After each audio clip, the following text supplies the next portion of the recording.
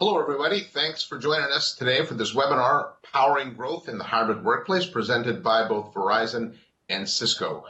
We'll be exploring the future of work, the hybrid workplace, and call-in and collaboration strategies that are helping businesses achieve efficiency and new levels of innovation.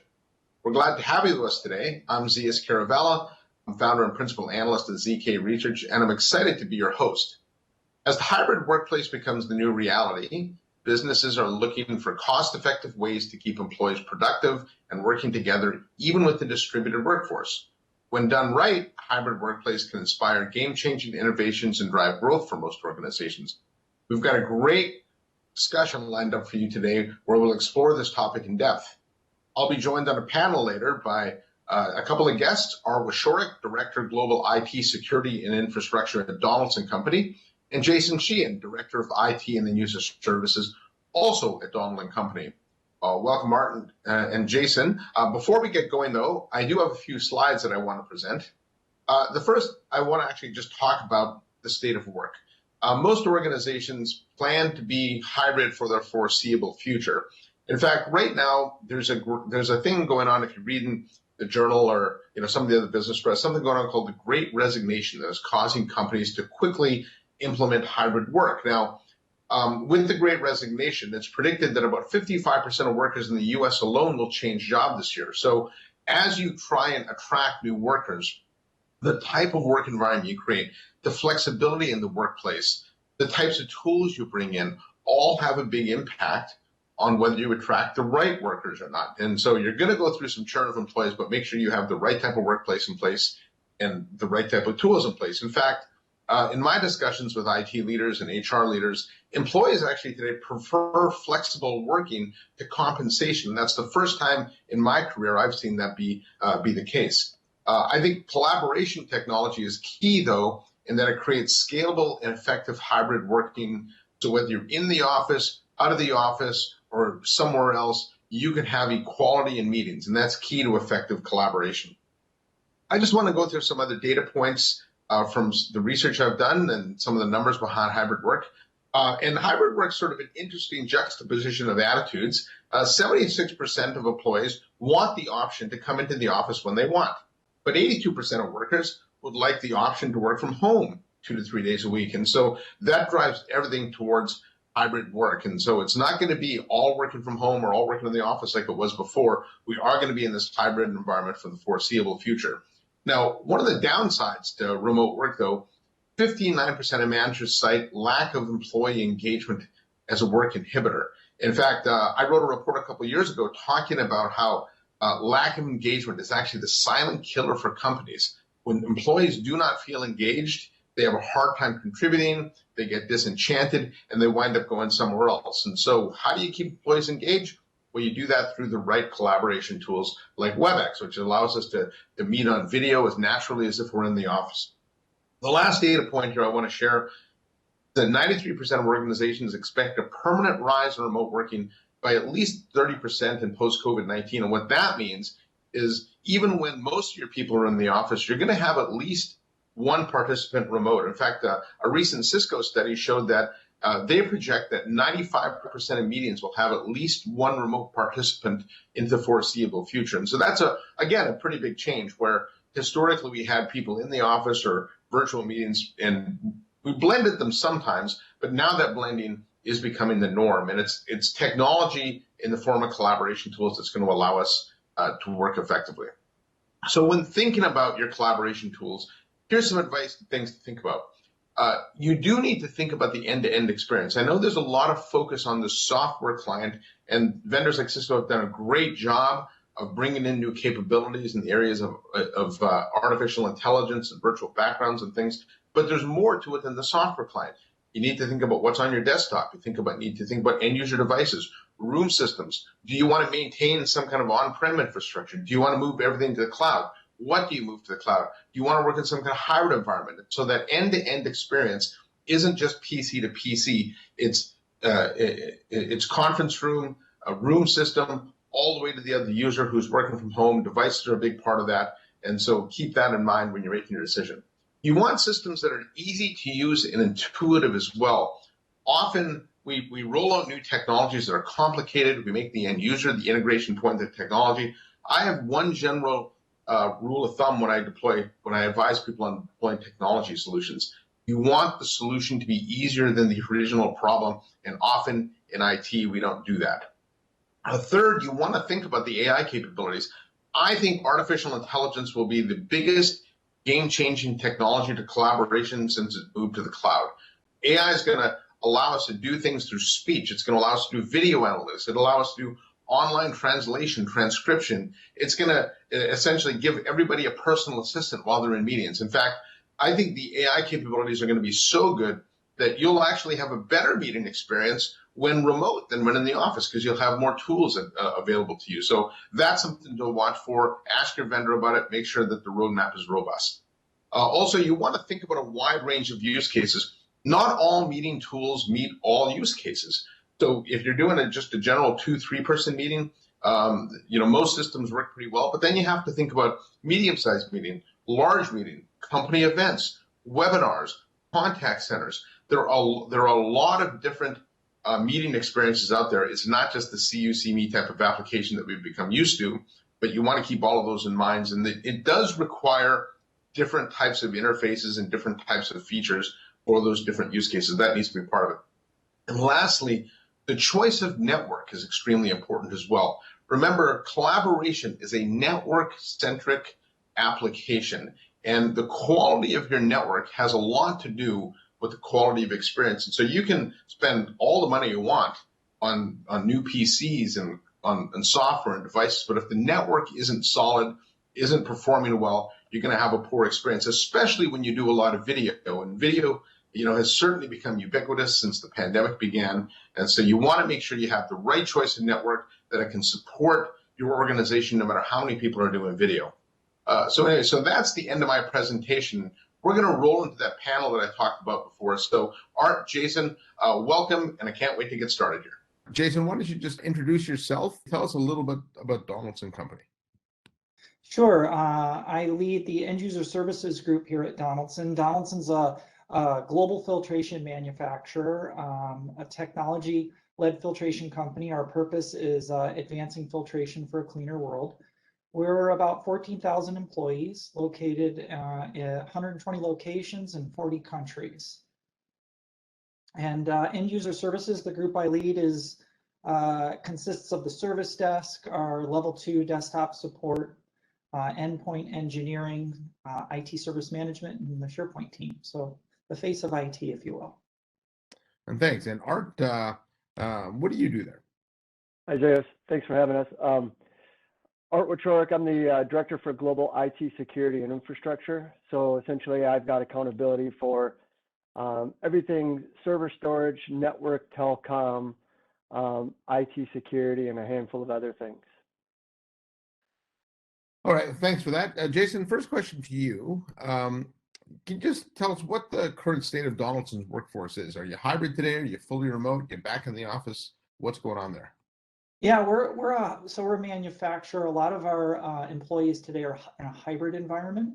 So it really is a geography based, depends on which country and which location we're at, because they're in different sets of circumstances, whether you're talking about Asia versus Europe and America and LATAM. But I would say we're in a hybrid environment where we're at here in Bloomington, Minnesota.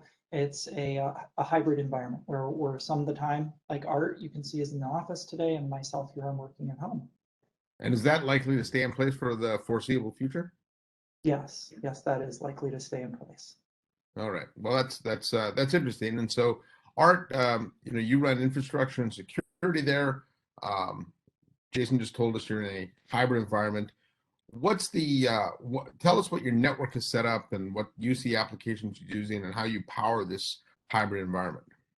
Sure. So right now we run Cisco voice over IP system. We have 3 call clusters located throughout the world. One located in Leuven, Belgium, Hong Kong, and then one in Duluth, Minnesota, that serves up telephony for our entire global enterprise. We also have expressways in each of those data centers throughout the globe that give us the ability to do telephony both on and off net, through the Webex app. Our entire Webex tenant is all in the cloud, and then we have multiple SIP trunks throughout the world that does a lot of the connectivity for us. All right, thanks. And so describe, since the pandemic started, obviously when the pandemic started, every business had to change their UC strategy. So what did you guys have to do? What was it like before, and then when you had to make this quick pivot to everybody working from home, what did you have to change? Yeah, so I think, for us, we were in a unique situation at that time. We were previously, we've been a long time Webex customer, and we were leveraging Jabber, and really the new Webex app had been out, and we found out that Jabber was going end of life, so we had to make a transition from Jabber to the new Webex app. So to do that, we had to do a handful of things, like we had to upgrade our current call clusters. So today we're running 12.5 across the globe. We had to upgrade our expressways, some basic things to migrate all of our end users over to the new Webex application. That was one big thing. And then, we looked at some bandwidth as well in different locations. We had SD-WAN deployed around the globe. And then we started leveraging in some of our larger sites, direct internet access, to be able to support some of that. All right, thanks. Now, Jason, you mentioned the role of the end user advocate. Not many companies have that role. I come out of corporate IT, and I think we were almost the opposite. We're the unadvocate for for users sometimes, I feel like. But how was this established, and how has your company benefit from it?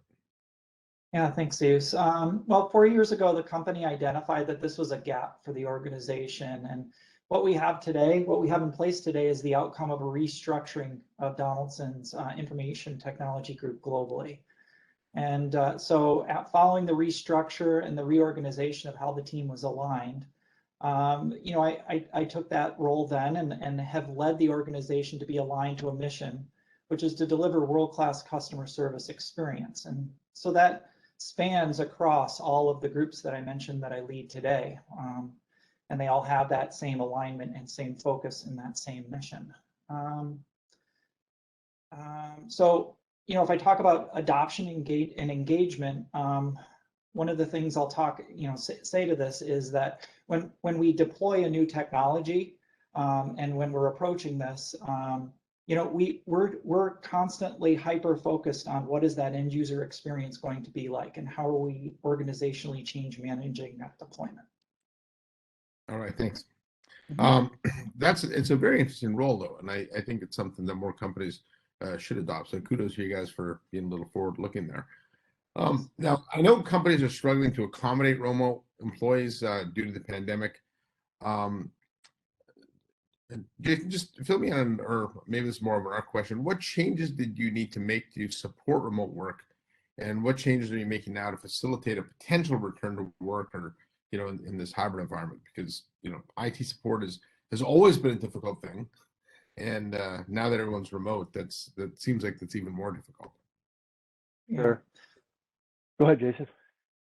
Well, what I'll say is, we're in a fortunate position that we had a very stable infrastructure and technology platform already. So we already had our network. The infrastructure was in place with voice and video calling and messaging and conferencing. So we had a good foundation in place. And when we talk about what changes we made, when you ask the question, what changes we made to support, it was a migration from Jabber Cloud. We were a Jabber Cloud user to the Webex application. And so in August of 2020, we began initiating a migration to the platform. And Art mentioned that there was some infrastructure upgrades and standardization that needed to take place. And that took place between August and December. Meanwhile, building out training programs and organizational change management, and letting everyone know what's coming and when it's coming. And then staggered our deployment out from January, February, and March, starting in Asia Pacific, for the month of January, Europe, Middle East, and Africa in February, and then completed the migration in March for America and LATAM regions. The project was done by April 2nd, and that was the platform we were on. I guess I'd follow up with, or the last comment I have here is about our strategy with changes that we made prior to switching to the Webex app. So the organization was on a slow channel release of the Webex platform.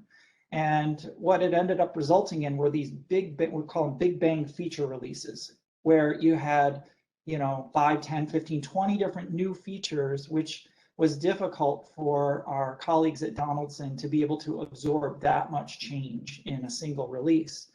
And so a change that we made internally, we call the release like a drip, drip, drip cycle, where we're getting monthly and even mid-cycle in the month, a lot of times they're here and there little features, and sometimes they're major features. The little features, it's easy to communicate and train and get that out. And then for the major releases, we can scale up a training plan. I'll give a shout out to Slido, for example. With Slido, we build out a training deck, we distribute it to our trainers around the globe, and they translate the training deck itself. They schedule the training, they record the training in their local languages, and then we publish that recorded training and the materials to our Knowledge Hub. And so rather than having these big bang approaches to all of these features that are difficult to absorb, we made the switch over to the more month-to-month releases. Yeah, I was talking with Javed Khan, the GM of the Webex business unit at Cisco, and he said that in the last year they rolled out 800 new features, and he expects that number to accelerate this year. So I'm just curious, moving forward, is there a certain set of features that maybe you would expect users to be able to learn on their own, or are you literally trying to teach them every new feature? Well, yeah, I mean, I guess it's a judgment call as we begin to understand what those features are. If we talk about immersive sharing as an example that's just now becoming available, that's not necessarily something where we need to schedule training for large groups, and we can communicate that through our corporate communications group and leverage a program we already have in place called an IT Knowledge Hub, where if you're an employee, new or existing, through our portal, through our company portal and our platform, SharePoint, you can come in and you can digest that content on your own through the communications that come out. But something like Slido, that's a little bit more intense and requires a little bit more training and handholding. Yeah, and for those not familiar with Slido, it's an audience engagement platform. It's actually pretty interesting because you get real-time polls and feedback and things like that. So, hey, Art, I want to flip back to you. I had, in my setup, I had actually talked about the importance of the network. Obviously, when you go from Jabber to Webex, you rely more on the cloud for certain features. So how have you had to adjust your network needs? Have you been doing bandwidth changes? Are you looking at wireless at all? Yeah. And what are the changes you make?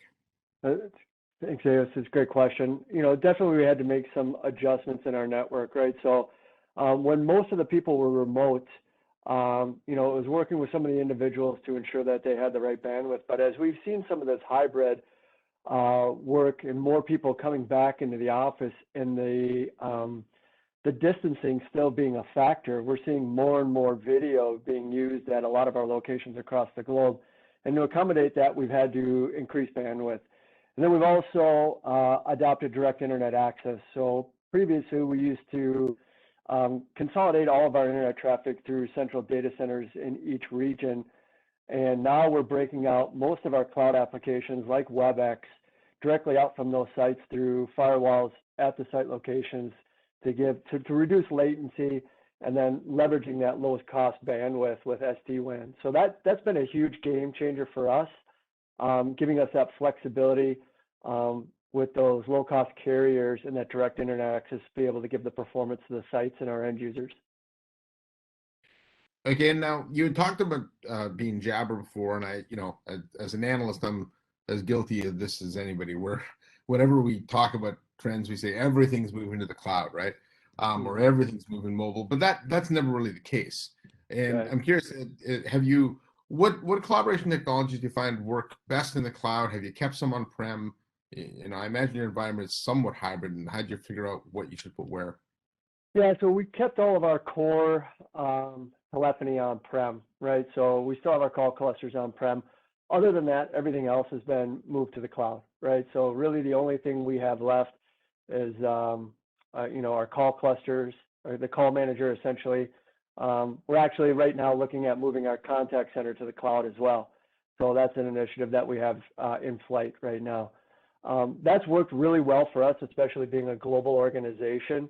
As we look at different dialing plans and some of the features that Cisco uses with their mobile and remote access technology, that edge technology that Cisco has for us in connecting our end users from the cloud to on-prem resources. That's worked extremely well for us. Okay, well, good. And obviously, you guys are a great case study of how companies should look to make that migration. I know. Are you looking eventually to move everything to the cloud, do you think, or will you likely keep your calling on-prem for the foreseeable future? We continue to look and see what makes the most sense for us. There's a ton of different ways to essentially skin that cat if we want to go that direction. We're in no big hurry to do it right now, so we're just waiting for the right time for us to be able to do something like that. So I'm guessing it'll be a couple of years, but we're constantly looking at it. All right, and Jason, I'm going to go back to you. And when you were a Jabber customer, so moving to Webex obviously was probably an obvious choice. But what were some of the other reasons you decided to choose Webex? There's obviously a myriad of different vendors out there, but why them? Yeah, as you mentioned, we were already invested in Cisco platform, so we have our conference rooms and our the equipment that are in the conference rooms that we use for telepresence and some of the investments that we have in telephony already today. And so when we're evaluating what was available in the marketplace, long story short, it really came down to the complete application portfolio that Webex delivers. So if we look back towards that end user experience, right? Our colleagues at Donaldson, we're trying to focus on what's going to be best for them, and it's having a single application environment, not having to flip between this one and that one, or maybe multiple messaging clients and who's messaging me here and there. Plus, I still have email and I have my voicemail and all of these different capabilities. It's consolidated into the single platform. Also looking at the pace of improvements, Webex 1 in December was eye-opening, right? It was, exciting. We were already on the journey down the path to move from Jabber to the Webex app platform, but just to see what was in the pipeline for the next month, 3 months, 6 months, and further out. And then, last benefit, a little bit selfish on the support side, it's easier to support when you have less applications and less infrastructure and less knobs and dials and buttons to twist. Yeah, one of the data points from my research is that the average user spends about 40% of the time managing work, right? So that's when you have multiple applications, you're cutting and pasting information out of one. And I talked about the importance of not making the user the integration point for the technology. So it sounds like you're trying to minimize that impact over on the user. And I'm glad you brought up Webex 1. Actually, I got a preview of what's coming, which I can't talk about because it's under NDA, but there's a whole bunch of stuff more coming from Webex. So it's pretty interesting to see what they've done there. Now, Art, I'm going to go back to you. I asked Jason the question about Webex. Similar question to you about Verizon.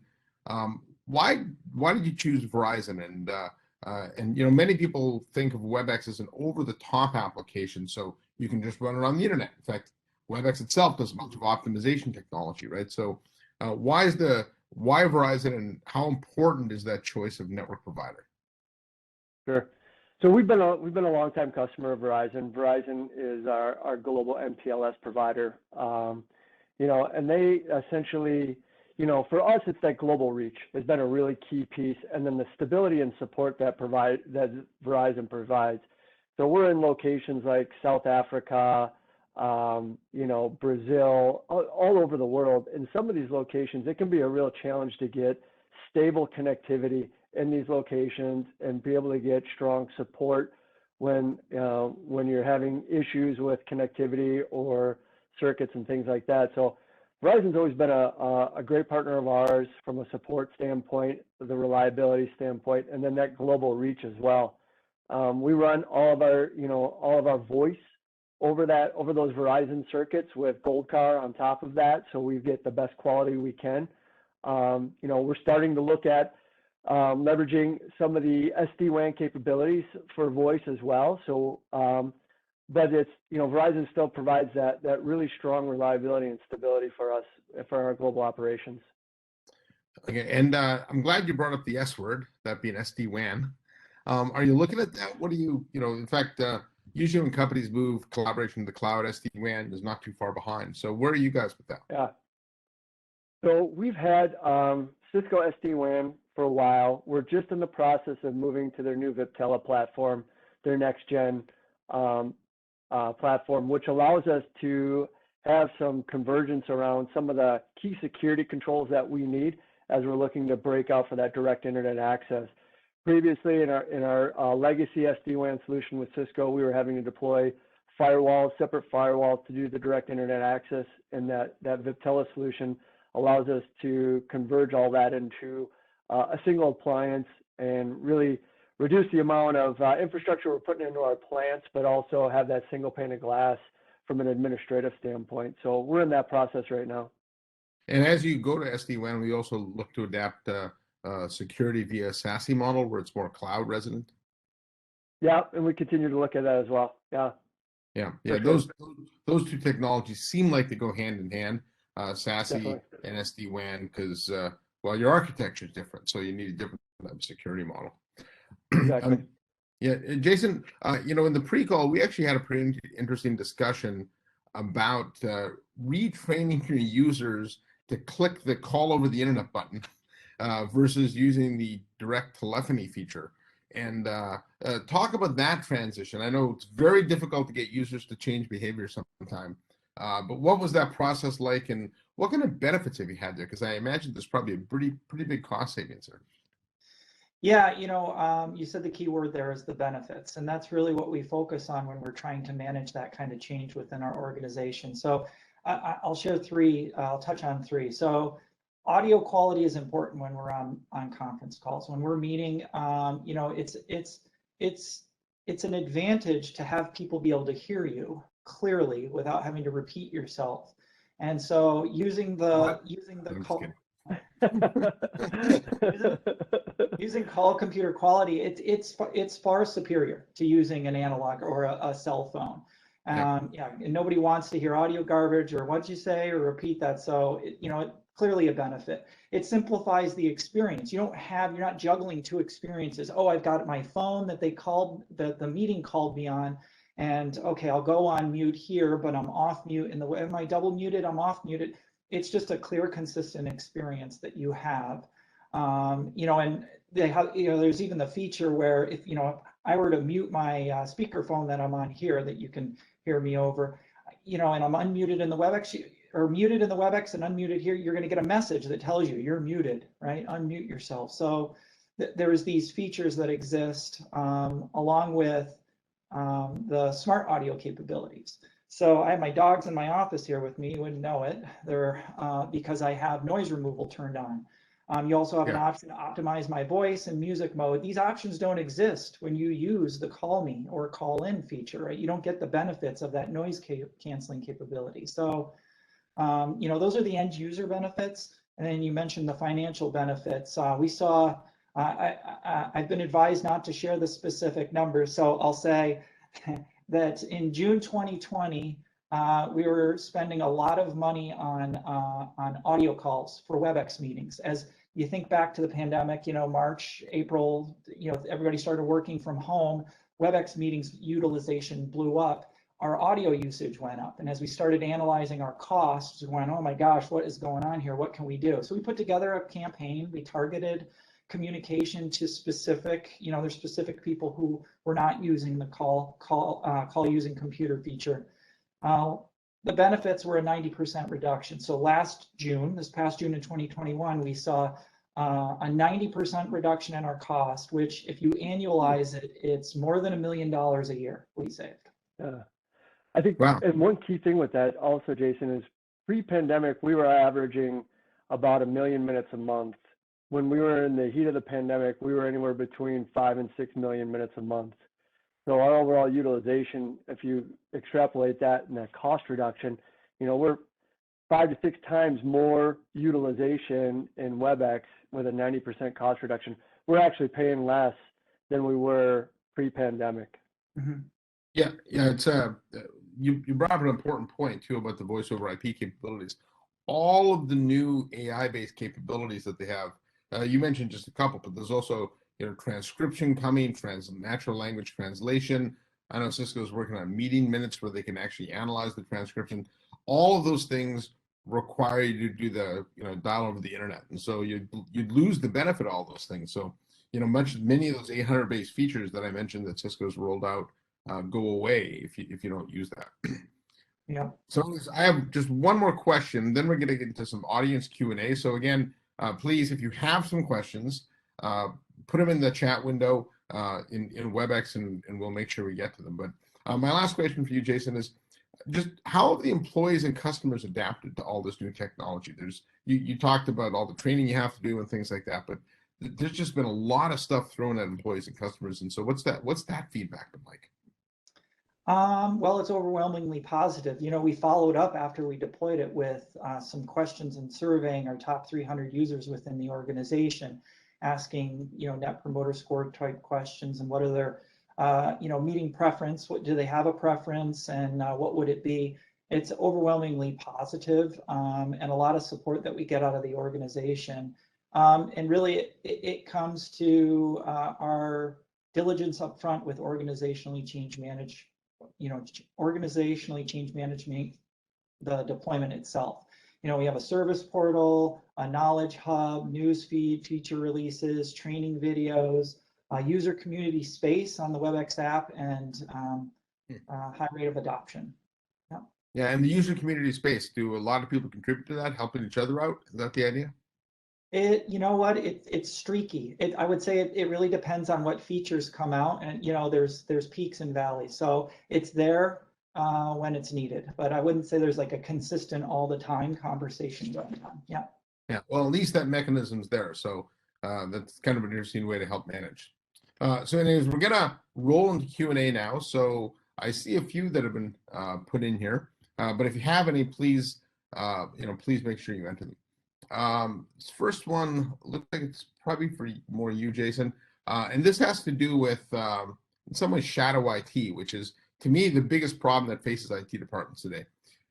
Now that you've just asking, have you had to consolidate several vendor solutions or ask employees to stop using their own applications, and what's that experience been like? Because I know users, they like to use their consumery tools, and so how have you handled that? I would say that it was a problem somewhere in that August through December timeframe of 2020, and it was really a lot of questions coming out of our organization about why can't we do this, or why doesn't Webex meetings have this feature or that functionality? I'd rather use this tool. When we, as an organization, really kind of got around the Webex app platform and managed the deployment, it became, we reached a point of adoption, 70–80% adoption across the organization, and those other tools became irrelevant because the broader organization wasn't using them, so they had no value. You have a small segment of people that are still using these other products. They can't message with their peers, they can't message across the globe, across the organization, and they've now it's become a thing of the past. Oh, that's good. That's good, because I know that's businesses. I think my research shows that on average, the average employee uses like 5 different consumer products in their workplace every day. Email, Slack, things like that. So this next one looks like Jason, you'd be the best person to answer this. What's been your experience with security, right? And have you had to make any changes? And I'm assuming what the person asking is referring to is the fact that now everybody's at home and hybrid. How's your security posture and strategy change? I can talk about how we're supporting the applications with our environment on our endpoints and our mobile devices. We leverage the capabilities within the platform for managing our content and managing the proliferation of our intellectual property. That's something we didn't talk about is the portability of the Webex app and Webex meetings and how you get it on your mobile phone or you can have it on your tablets and things like that. We leverage our mobile application management and mobile device management tools that we have to control that information. I'm not sure if there's anything you'd add from a security posture perspective to answer. Mark's probably got all the network security, right? Yeah, I think, one key thing is, obviously Webex app has the ability to share externally with other companies, right? So we've limited that to a handful of external vendors that we actually share with, Verizon being one, Cisco being the other, another vendor that we share externally with from a support standpoint. And then our overall data retention was something that we had to take a hard look at on our chats and conversations on how long we allow people to retain chat history. And it's more of just an internal Donaldson thing, but the application had that flexibility to where we could at least allow people to have a certain amount of chat history, retain that, but we're still able to delete anything after, I believe it's 30 days or 60 days. So end users still have some chat history, but we're not retaining everything, which is important. Okay. And here's an interesting one related to hybrid work. Does Donaldson use an open environment?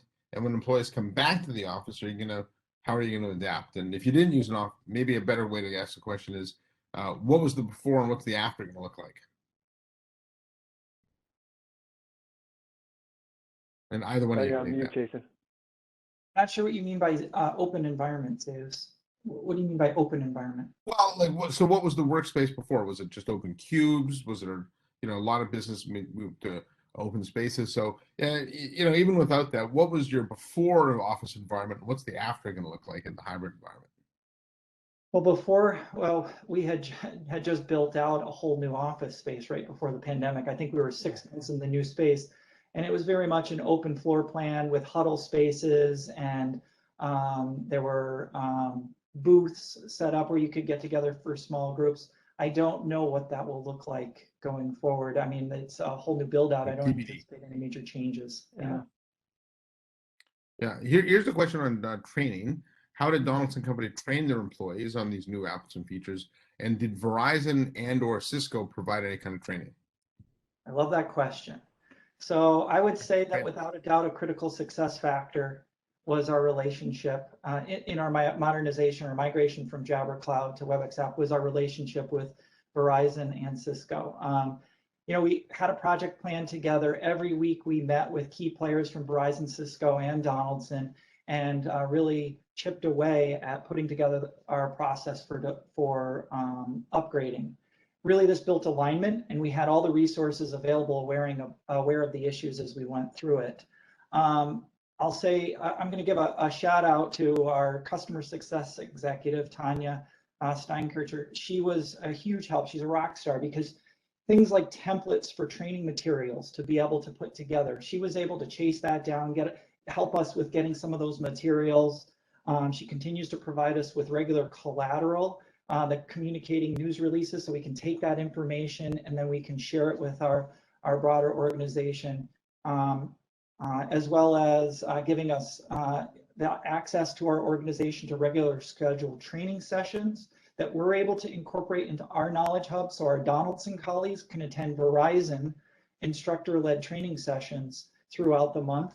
And my favorite, one of my favorite benefits is she's helped provide us with these short teaching videos, which we call it snackable content. These are like 30 or so, few minute long, quick hit videos that we're able to share with our broader organization through our IT Knowledge Hub so that they can learn about, co-hosts. So I'm going to be a co-host. How do I do that? What does that mean? Or whatever the case might be. Yeah, I like that term, snackable. Here's a question, another one on the adoption of VoIP. How important were headsets in that process? and really for the meeting experience as well. So were headsets part of your deployment? Yes, they were. So we we went through an evaluation process of different headset manufacturers. Of course, we're a global company, so we need to ensure we're able to supply and support that, and put together, we have a service catalog where employees can come in and select them. We made some decisions. We actually did some pretty rigorous testing around quality and compatibility and use, and landed on two different types of headsets that we're able to supply, as well as USB speakerphones that we provide. Yeah, I think one of the interesting aspects of headsets is people don't really realize even there how much innovation's gone in. They can track movement in your head, and there's a lot of AI capabilities coming in those. So if you're watching this and you haven't looked at headsets in a while, do yourself a favor, because the headset innovation has just gone crazy in the last couple of years. So Art, this looks like a you question. Is wireless part of your strategy, and is fixed wireless part of that as well? We've obviously got 5G coming, Wi-Fi 6 and things like that. So give us a bit of a drill down on wireless. Yeah, so we don't leverage a ton of wireless today. I would say in our Donaldson locations, right? We let, in some areas we have to, just because of the nature of the locations that we're at, and access and things like that can be extremely challenging. South Africa, I mentioned Brazil. There's a few other locations that we're leveraging wireless for our key access into those locations. And we continue to look at that. Donaldson being a manufacturing company, we're in remote locations all across the globe, so sometimes coverage can be a challenge for us. Sure. In the plants themselves, definitely every single location, wireless is a huge piece for us. And, we're constantly looking at capacity and our ability to give people the performance that they need while they're in the office. So constantly looking at the overall performance and capacity of our wireless infrastructure at all of our locations. All right, thanks. And let's see, we had a competitive question. I knew somebody was going to have to ask this question. Since Webex was your incumbent, did you look at any other competitors? And they specifically asked about Microsoft. We did. So yeah, we used a rapid application selection framework. I don't know if you've heard of that before, but we just looked at what our needs were from a portfolio. So voice, including telephony, video calls, messaging, conferencing. We surveyed stakeholders, leveraged analysts like Infotech and Gartner, and then identified the most viable candidates. Those candidates were Cisco Webex, Microsoft Teams, and we looked at RingCentral and Zoom combined to meet our needs. Really, we shortlisted those candidates and then scored against our criteria and made a decision. So that was, that was our process, and that's what we evaluated. I've summarized that into like a minute, but that's it. Yeah, there's an interesting follow-up question here. And do you need to build a case against Microsoft? And I've talked to some companies that do that, where I've positioned Microsoft Teams to be sort of the king of the good enough technology, but there's always an overwhelming amount of support for Microsoft tools from the people that run Office, right? So I'm curious what that interplay was like.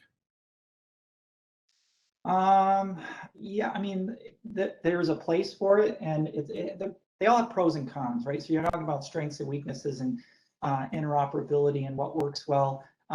For us, it came down to some of the investments we had already, and looking at our telephony and how are we going to have a single telephony application, not a telephony application and messaging. Art, you can elaborate a little bit on what it looked like for us to try to integrate telephony into Microsoft Teams. That was certainly a deciding factor. Yeah, no question about it. I think where we were from a licensing standpoint around our Microsoft license, we're an E3 company right now, so we don't have the E5. So having to make that investment and that potential switch over to Microsoft from a telephony standpoint, or being able to leverage our current investments in Cisco and have that seamless integration with Webex, and where was that effort going to be, and those cost differences going to be. It just made sense for us to continue down the Cisco path with Webex.